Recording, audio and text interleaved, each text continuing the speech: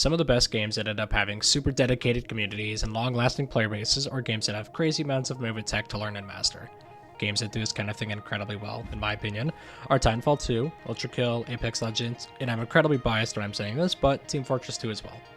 Yeah! All of these games share the same sort of concept, an insanely high movement ceiling combined with an also equally high combat ceiling. The main draw of all these games is that they're all FPS games. That's not all there is though, as there's still 2D games, Celeste, Super Meat Boy, Katana Zero, Dead Cells, and other stuff I'm totally forgetting when I'm saying this. There's also a drawback to every one of these games though. Just a quick preface before this next section, every one of these games I mentioned I do not hate, but I'm just using as they're good examples. For example, Titanfall 2 has an ungodly high ceiling for movement tech, but the combat is a little lacking. The movement though in it is so insanely high that it can take a long time to master, and if you look at the speedrunning community for behind the scenes, some of the tech is so incredibly difficult to do that it's impossible to be replicated by humans. Though something like Apex Legends, which is also by Respawn, it still runs on the same movement engine, is focused more on the game's combat system being incredibly fluid versus its movement being so fluid. It's the exact same thing with the 2D game sphere. Celeste is one of the best 2D platformers ever made, in my totally professional opinion. Its movement tech is just like Titanfall 2, where it's so incredibly high that once you get to the speedrunning scene and start looking at task runs, that you see that some of it is so impossible, you can't even do it by humans. Dead Cells follows the same formula as Apex Legends, where its combat system is its main priority over its movement system. Though there's one game I've not mentioned so far, and just by reading the title of the video, you should know exactly what game I'm about to start talking about.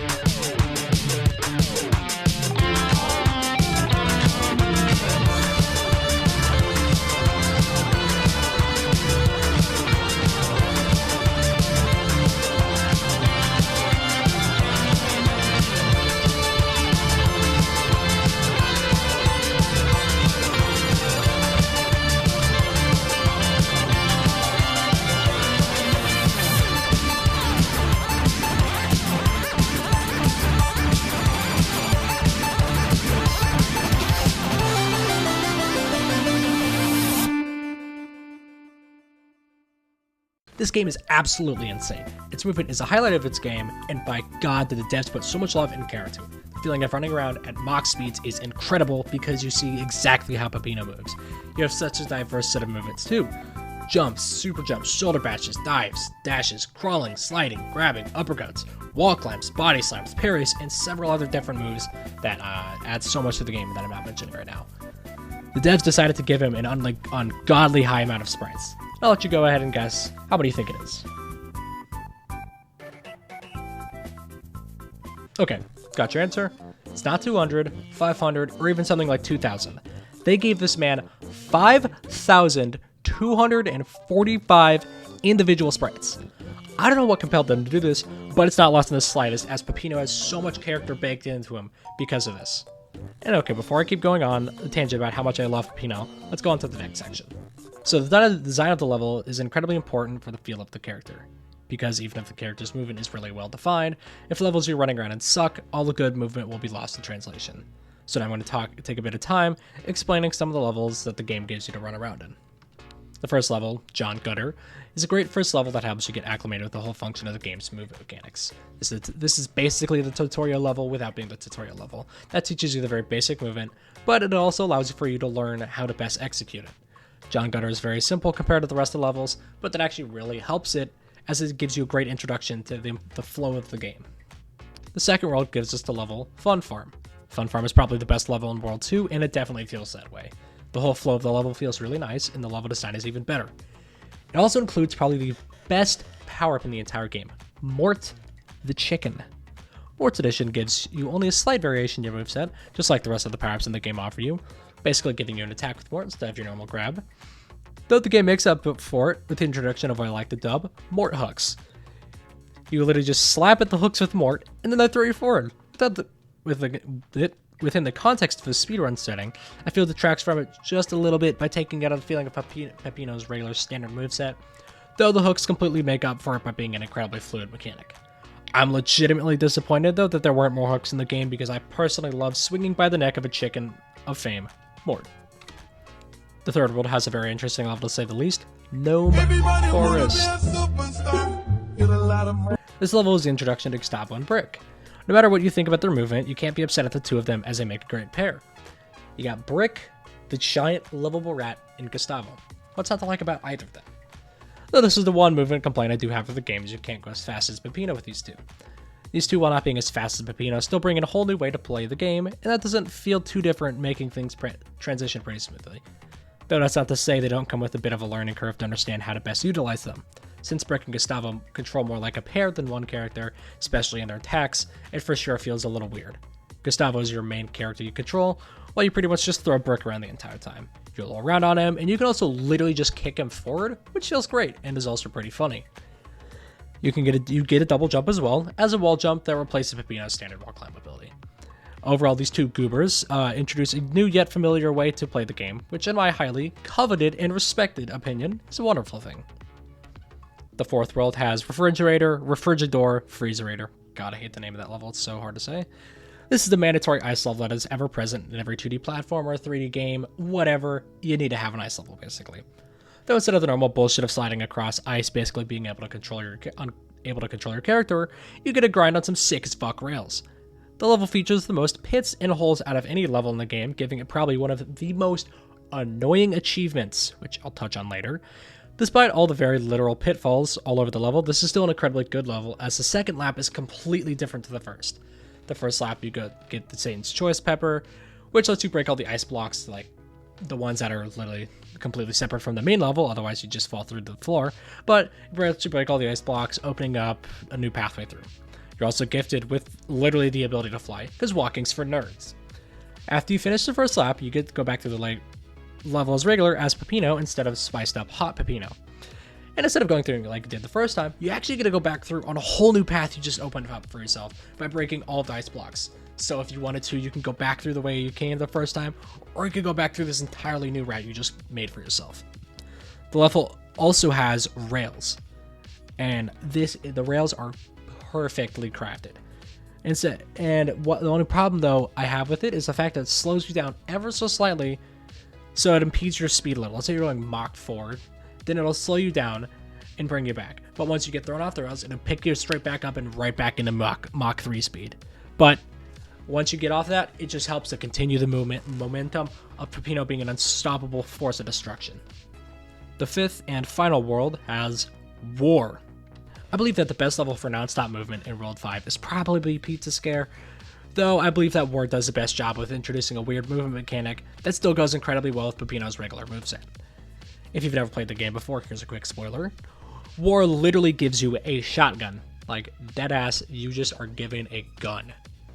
And this shotgun replaces your dash with a shotgun blast. So the best thing that the developers do here is change your entire movement dynamic. So instead of your dash, you get your shotgun blast, which is amazing. Because every single time you fire a shotgun, you're basically in a tight corridor in this level, or you have something right next to you to boost. So even when you stop moving from shooting the gun, you always have some way to get back to your top speed almost immediately. Another thing the game offers you is a score meter. The game's highest possible score you can earn is a P rank, which is not a very easy task to do. So the concept of the P rank is pretty simple because it's not really much you have to do different from than a regular go at the level. The most basic part of it is actually being able to get your score high enough, which is pretty straightforward. Basically, instead of getting your A rank, you go back through a second lap and get your S rank, which is you basically double your A rank score. The next thing you need to do is find all 3 secrets in the janitor door to get to the secret topping. Now, these can be a little difficult to find because they're, secrets. That's still not the worst thing you have to do, though. I'd give that title to the combo meter. Seeing that it makes you want to see how high of a combo you can get normally before you drop it, the P rank requires you to never lose that high combo during the level. I could not even count how many times I lost a run to getting hit by some random enemy or some other bit of bullshit, but I swear to God, it always happened. Though before I start going in a rage-fueled rant about this, let's get back to the video. Pizza Tower does an amazing job of making every single level feel incredibly fast. This game is also one of my favorite examples of a game getting more fun the better you get at it. The better you are, the faster you go. Pretty simple. There are, of course, other games that I think do this very well, with the ones currently coming to mind being TF2 and Celeste. Obviously, both of which I've already mentioned and I'm incredibly biased towards, but I think games that basically reward you for being good at them, whether through tons of practice or somehow actually having talent, are great. Pizza Tower does the exact same thing.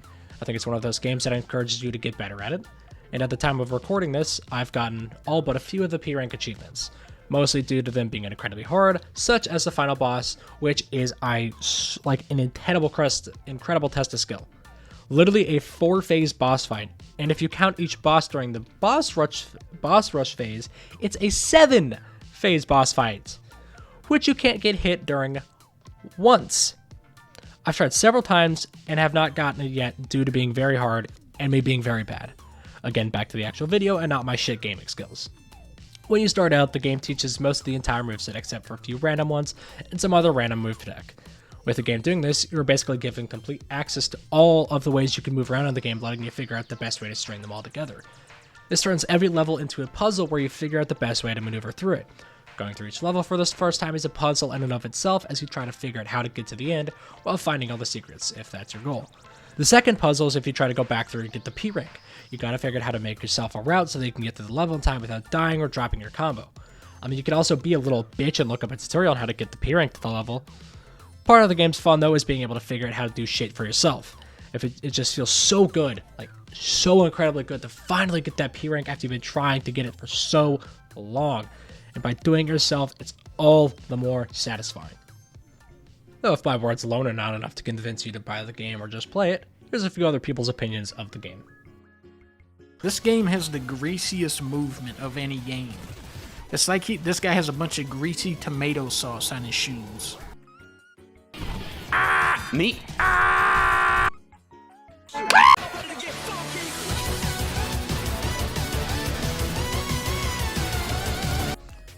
Overall, I hope I conveyed the point I was trying to make. Pizza Tower is pretty new in the grand scheme of things, but this is really probably one of my favorite 2D platforming games, if not favorite games of all time.